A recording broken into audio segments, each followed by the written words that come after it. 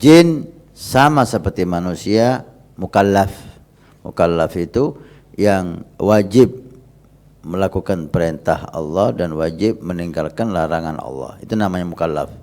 Intinya jin seperti manusia dan nabinya jin itu adalah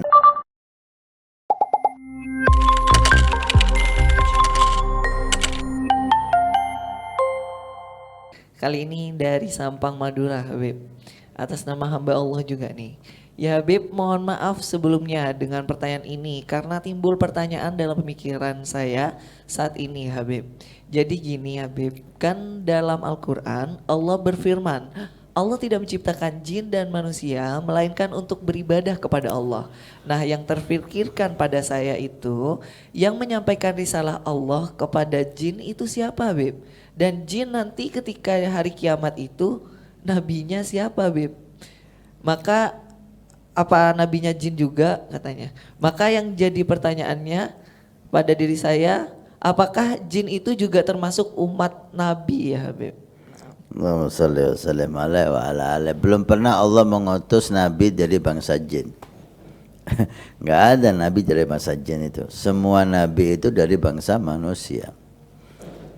Maka kesempurnaan jenis manusia ini membuat nabi dan rasul sebagai makhluk termulia itu dari bangsa manusia.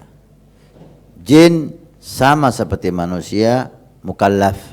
Mukallaf itu yang wajib melakukan perintah Allah dan wajib meninggalkan larangan Allah. Itu namanya mukallaf. Jin dan manusia sama dalam posisi ini, ya. Hanya jin dan manusia dari makhluk Allah yang sekian banyak yang mukallaf. Maka yang masuk neraka itu jin dan manusia, yang masuk surga jin dan manusia. Enggak ada malaikat masuk surga, enggak ada binatang masuk surga atau binatang masuk neraka, kecuali ada beberapa binatang yang memang ada keistimewaan seperti untanya Nabi Saleh, semuanya Nabi Sulaiman dan seterusnya. Tapi rata-rata semua binatang tidak ada yang masuk surga dan tidak ada yang masuk neraka. Di hari kiamat binatang itu setelah dihisab oleh Allah satu dengan yang lain, lihat keadilan Allah, binatang pun dihisab. Ada binatang yang mengganggu binatang yang lain, di hari kiamat dibalas. Sampai dikatakan oleh Nabi, ada kambing yang punya tanduk, tanduknya itu digunakan untuk menyakiti kambing yang enggak punya tanduk. Di hari kiamat tanduknya itu dipindah oleh Allah. Kambing yang enggak punya tanduk dikasih tanduk, kemudian disuruh menyakiti kambing yang mengganggu dia di dunia. Setelah itu semuanya dijadikan tanah. Karena itu orang-orang kafir ketika melihat binatang jadi tanah dan dia harus masuk neraka, mereka ingin seperti binatang. Ya laitani kuntu turaba.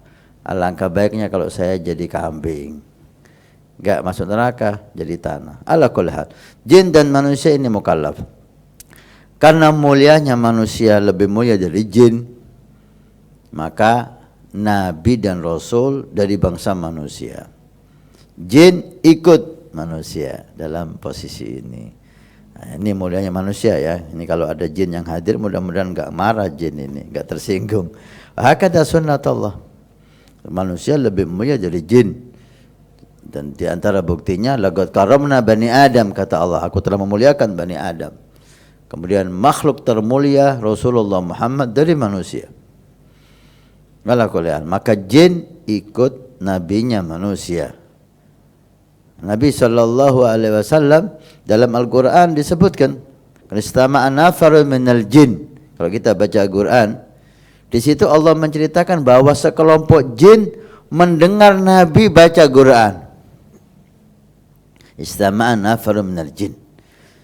Dan mereka beriman kepada Nabi sehingga mereka pulang ke teman-temannya dan berdakwah kepada kaumnya untuk masuk Islam. Ikut Nabi Muhammad sallallahu alaihi wasallam. Maka kadang-kadang para solihin itu bicara yang dituju itu bukan manusia, bangsa jin.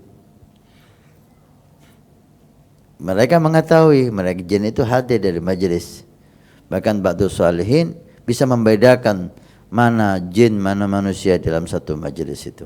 Subhanallah. Mungkin di daerah sekitar kita ada jin yang dengarkan soal jawab ini. Atau mungkin nonton di YouTube, mungkin Bib ada. Viral lagi nanti ini. Ala kulli hal, intinya jin seperti manusia dan nabinya jin itu adalah nabinya manusia, jin ikut manusia. Kalau sekarang kita tidak bisa melihat jin, jin bisa melihat kita. Nanti di hari kiamat dibalik oleh Allah. Kita bisa lihat jin, jin nggak bisa lihat kita. Ya khair. Assalamualaikum warahmatullahi wabarakatuh. Alhamdulillah, saya Hasan Ismail Al-Muhdar, khadim Pondok Pesantren Nurul Iman. Kami informasikan kepada semua donatur Masjid Awwabin pada hari Jumat ini tanggal 9 Juni. Alhamdulillah, kita melaporkan perkembangan Masjid Awwabin. Lantai pertama sudah kita lewati dan sudah selesai, tinggal finishing. Dan ini lantai yang kedua juga sudah selesai pengedekan dan insya Allah sebentar lagi proses finishing. Dan ini kita naik lantai 3 atau lantai 2 masjid. Alhamdulillah udah proses pengedekan. Setelah itu kita mulai finishing, mulai dari lantai dasar aula masjid yang pertama dan lantai masjid yang kedua. Terima kasih banyak semua donatur, semua simpatisan, baik yang mengikuti bulanan setiap bulan 100.000 ataupun yang memberikan hartanya. Mudah-mudahan Allah Subhanahu wa taala menjadikan sebagai sedekah jariah. Kalau kemarin Anda yang ikut, ini waktunya Anda menjadikan sedekah jariah ini untuk orang tua Anda, untuk anak Anda, untuk orang-orang yang Anda cintai, untuk istri Anda, sehingga semuanya kaya dengan pahala dan taat di hari kiamat. Karena masjid ini akan ditempati semua kegiatan ibadah, belajar mengajar di masjid, dakwah ilallah di masjid, salat jamaah di masjid, aurat di masjid, pengajian di masjid. Masya Allah, begitu besar fungsi masjid dan aula Al-Awwabin yang diberi nama oleh guru mulia kita dengan Awwabin. Mudah-mudahan dapat selesai dan bermanfaat sampai hari kiamat. Terima kasih. Barakah. Wassalamualaikum warahmatullahi wabarakatuh.